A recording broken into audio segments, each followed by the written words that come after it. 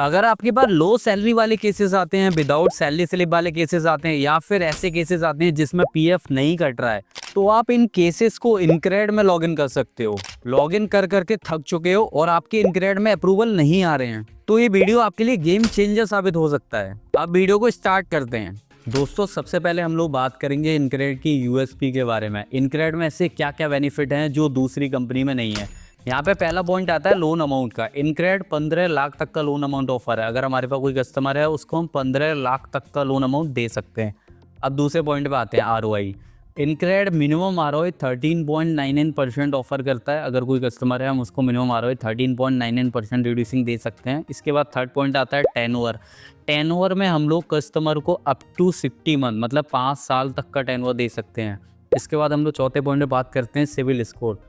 InCred -1 civil को भी allowed करता है। आपके पास अगर ऐसे कस्टमर है जिनका सिविल -1 है, आप लॉगिन कर सकते हो। अब आते हैं हम लोग पांचवें पॉइंट की तरफ। इनक्रेड 0 डिडक्शन वाले केसेस भी करता है। ऐसे कस्टमर जिनका कोई भी डिडक्शन नहीं होता, आप लॉगिन कर सकते हो। छठवें पॉइंट हम बात करते हैं फॉर की। इनक्रेड अप टू 70% तक का फॉर लेता है, यानी कस्टमर की जो भी सैलरी आ रही है उसकी 70% तक की ईएमआई बना सकता है। सातवां पॉइंट, इनक्रेड ऑलमोस्ट सभी तरह की कंपनी अलाउड करता है, चाहे वो प्रोप्राइटरशिप हो, पार्टनरशिप हो, गवर्नमेंट जॉब हो, एलएलपी हो, ऑल सारी कंपनी, जो भी कंपनी होती है इनक्रेड सभी तरह की कंपनी को अलाउड करता है। अब चलते हैं आठवें पॉइंट की तरफ। InCred pan India pin code working करता है। अगर किसी कस्टमर का पिन कोड सर्विसेबल आ रहा है, चाहे वो किसी भी लोकेशन को, आप लॉगिन कर सकते हो। अब हम आते हैं दूसरे पार्ट की तरफ। कस्टमर की क्या बेसिक क्राइटेरिया होनी चाहिए जिससे हम वो किस लॉगिन कर पाएँ।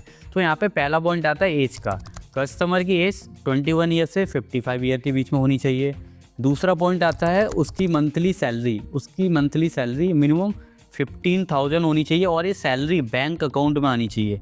तीसरा यहाँ पे पॉइंट आता है उसका पिन कोड। उसका पिन कोड सर्विसेबल होना चाहिए। इनक्रेड की जो पिन कोड लिस्ट है उसमें पिन कोड सर्विसेबल होना चाहिए। उसके बाद हम लोग बात करते हैं सिविल स्कोर। इनक्रेड -1 वाले कस्टमर को भी करता है, या जिनका पहले से लोन चला है तो सिविल एटलीस्ट 700 प्लस होना चाहिए।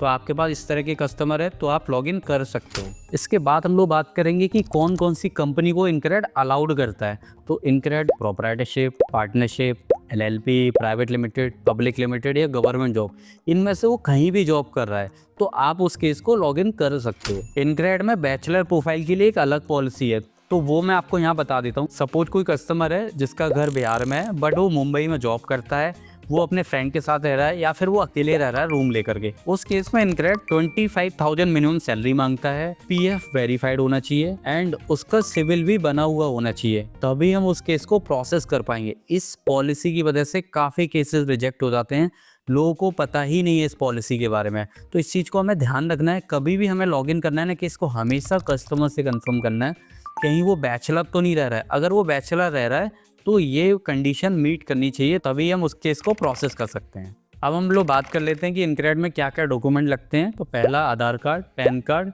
3 मंथ का बैंक स्टेटमेंट जिसमें उसकी सैलरी आ रही है। सैलरी स्लिप ऑप्शनल है, जब इनक्रेड को रिक्वायरमेंट होगी तो मांगेगा, अदरवाइज विदाउट हम सैलरी स्लिप के भी कर सकते हैं। इसके बाद नेक्स्ट पार्ट आता है फिजिकल वेरिफिकेशन का। इनक्रेड किस किस केस में फिजिकल वेरिफिकेशन करवाता है। पहला रेजिडेंस वेरिफिकेशन। अगर किसी कस्टमर की वीडियो पीडी पॉजिटिव आ चुकी है तो उसका रेजिडेंस वेरिफिकेशन नहीं होगा। अगर वो नेगेटिव है उस केस में हम लोग फिजिकल वेरिफिकेशन करवाएंगे। उसके बाद दूसरा पार्ट आता है ऑफिस वेरिफिकेशन। अगर किसी कस्टमर का पीएफ डिडक्ट हो रहा है या उसके पास ऑफिशियल मेल आईडी है, उस केस में इनक्रेड फिजिकल वेरिफिकेशन नहीं करेगा। मैंने एक 6 पॉइंट की एक चेकलिस्ट भी बनाई है। उससे क्या होगा कि आप जब भी किसी कस्टमर का लॉगिन कर रहे हो तो आप पहले ही पता कर सकते हो ये केस हमें लॉगिन करना चाहिए या नहीं। इसमें पहला पॉइंट आता है सैलरी। कस्टमर की सैलरी 15,000 है तभी इसको लॉगिन करना, अदरवाइज मत करना। सेकंड पॉइंट आता है पिन कोड। हमेशा पिन कोड चेक करके ही केस को लॉगिन करना है। तीसरा पॉइंट आता है इसमें सिविल स्कोर। सिविल स्कोर या तो उसका -1 हो या फिर 700 प्लस होना चाहिए। फोर्थ पॉइंट आता है एज। हमेशा कस्टमर की एज को चेक करो, 21 से 55 ईयर के बीच में है या नहीं। उसके बाद नेक्स्ट पॉइंट आता है ऑब्लिगेशन। कस्टमर का हमेशा ऑब्लिगेशन चेक करो, कहीं वो अपनी सैलरी से ज़्यादा तो ईएमआई पे नहीं कर रहा है। इसके बाद 6 पॉइंट आता है रेजिडेंस टाइप, जो मैंने पहले ही बताया कि कस्टमर बैचलर रह रहा है या फैमिली के साथ रह रहा है। अगर वो बैचलर रह रहा है तो उसके क्राइटेरिया अलग हैं, जो मैंने ऑलरेडी पहले बताया हुआ है। अब हम लोग बात करेंगे कि कैसे हमें इनक्रेड में लॉगिन करना है। तो उसके लिए मैंने एक जर्नी बनाई हुई है जहाँ पे मैं आपको स्टेप बाय स्टेप बताऊंगा कैसे आप लॉगिन कर सकते हो। सबसे पहले हम लोग चलते हैं। फर्स्ट आपको एक इनक्रेड का लिंक मिलेगा, उस पर आपको क्लिक करना है। क्लिक करने के बाद वहाँ पे एक ईमेल आईडी मांगेगा। आपकी आईडी बनी हुई तो आप वहाँ पे ईमेल आईडी डाल सकते हो। ईमेल आईडी डालने के बाद ओटीपी सेंड करना है। ओटीपी डालने के बाद आपको फर्स्ट पेज इस तरह का दिखेगा। इस पेज में आपको क्या करना है कि सबसे पहले कस्टमर का मोबाइल नंबर डालना है, उसका पैन कार्ड डालना है। कंटिन्यू करोगे, उसके बाद आपको दूसरी ये स्क्रीन दिखेगी, यहाँ पे लिखा हुआ है कि कस्टमर को कंसेंट चला गया है।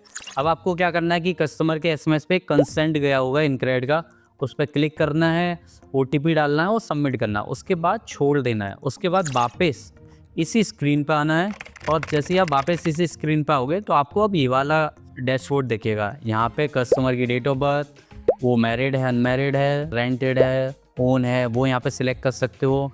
उसको लोन किसके लिए चाहिए वो यहाँ पे सिलेक्ट कर सकते हो। जेंडर सिलेक्ट कर सकते हो और यहाँ पे करंट पिन कोड डालना है। हमेशा याद रखना, यहाँ पे आप जो पिन कोड डालोगे वो करंट वाला होना चाहिए और सर्विसेबल होना चाहिए। अगर यहाँ पे आपने नॉट सर्विसेबल पिन कोड डाल दिया तो केस फ्रंट में ही रिजेक्ट हो जाएगा। पिन कोड डालने के बाद आपको कंटिन्यू करना है। जैसे ही आप कंटिन्यू करोगे आपको ये वाली स्क्रीन शो होगी। यहाँ पे आपको एम्प्लॉयमेंट टाइप सेलेक्ट करना है, जैसे सैलरीड, उसकी कितनी सैलरी आ रही है वो यहाँ पे डालनी है। यहाँ पे आपको कस्टमर की कंपनी का नेम डालना है, वो डाल सकते हो। मोड ऑफ द सैलरी डालना है, बैंक ट्रांसफ़र, देन कंटिन्यू करना है। जैसे ही आप कंटिन्यू करोगे तो आपको ये वाली स्क्रीन शो होगी। यहाँ पे कस्टमर की बैंक डिटेल डालनी है। बैंक डिटेल डालने के बाद यहाँ पे दो ऑप्शन आएंगे अकाउंट एग्रीगेटर का। अकाउंट एग्रीगेटर में क्या होगा, कस्टमर के पास एक लिंक जाएगा, उस पर उसको क्लिक करना है, ओटीपी डालना है और उस बैंक अकाउंट को सिलेक्ट करना है जिसमें उसकी सैलरी आ रही है। उसके बाद ऑटोमेटिक यहाँ पे फैच हो जाएगा और यहाँ पे कस्टमर का ऑफर शो हो जाएगा। अगर किसी रीजन से उसका अकाउंट एग्रीगेटर फेल्ड हो जाता है उस केस में यहाँ पे मैनुअल बैंकिंग अपलोड करने का ऑप्शन आएगा, तो आप लास्ट 3 मंथ की बैंकिंग यहाँ पे अपलोड कर सकते हो। बैंकिंग अपलोड होने के बाद यहाँ पे कस्टमर का ऑफर शो हो जाएगा कि इसको कितने अमाउंट का लोन मिलेगा, जैसे यहाँ पे शो हो रहा है, आप देख सकते हो। ये ऑफर शो होने के बाद आपको कस्टमर की मोबाइल नंबर या आईडी हमारी टीम को भेज देनी है। बाकी का प्रोसेस एसएम करा लेगा, एप्लीकेशन डाउनलोड और उसके बाद उसका सेल्फ एफआई। ये पूरा प्रोसेस था जो मैंने आपको बताया। पॉलिसी, उसकी जर्नी क्या क्या रहेगी, अप्रूवल के टाइम पे क्या क्या मैं डिटेल डालनी है, उसमें क्या क्या डॉक्यूमेंट की रिक्वायरमेंट रहती है, पूरा प्रोसेस मैंने आपको बता दिया। इसके बाद भी अगर आपको कोई प्रॉब्लम आ रही है तो आप हमसे कांटेक्ट कर सकते हो।